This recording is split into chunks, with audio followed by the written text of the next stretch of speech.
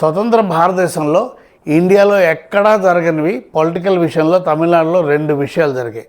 తమిళనాడులో ఇప్పుడు ఎలక్షన్స్ అయ్యాయి కదా, దాని గురించి బోల్డ్ న్యూస్ అందరం చదువుతున్నాం, వింటున్నాం కదా.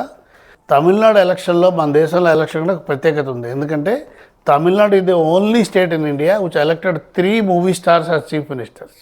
అది కాకుండా ఇంకా ఒక విచిత్రమైన సంఘటన తమిళనాడు పాలిటిక్స్లో జరిగింది. ఏంటంటే మన దేశంలో ఎవరైనా పొలిటికల్ లీడరు ఎలక్ట్ అవుతే ముఖ్యమంత్రిగా రాజభవన్లో కానీ ఆ స్టేట్ క్యాపిటల్ ఏదైనా ఇంపార్టెంట్ ప్లేస్లో కానీ స్వేరింగ్ ఇన్ సెరమనీ, అదే ప్రమాణ స్వీకారం చేస్తారు.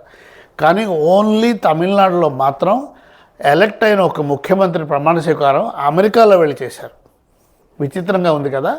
ఎందుకే జరిగిందంటే 1984-85లో ఎంజి రామచంద్రన్ గారు ముఖ్యమంత్రిగా ఎలక్ట్ అయ్యారు. ఆయన ఎలక్షన్స్ అయిపోయాక ఆయనకు ఆరోగ్యం బాగోలేక కిడ్నీ ప్రాబ్లం వస్తే ఆయన అమెరికా తీసుకెళ్లారు. అక్కడ ఉండిపోయాడు చాలా రోజులు. ఈ లోపల మరి ముఖ్యమంత్రిగా ప్రమాణ స్వీకారం చేయకపోతే కాన్స్టిట్యూషన్ ప్రకారం ఇబ్బంది అవుతుందని చెప్పి గవర్నమెంట్ ఆఫ్ ఇండియా ప్రత్యేకంగా ఒక ఆర్డర్ పాస్ చేసి గవర్నర్నే అక్కడికి పంపించి అమెరికాలో బ్రూక్లిన్ హాస్పిటల్లో ఆయన ముఖ్యమంత్రిగా ప్రమాణ స్వీకారం చేశాడు. ఇది ఇండిపెండెంట్ ఇండియాలో ఎక్కడా జరగలేదు, ఒక తమిళనాడులో జరిగింది.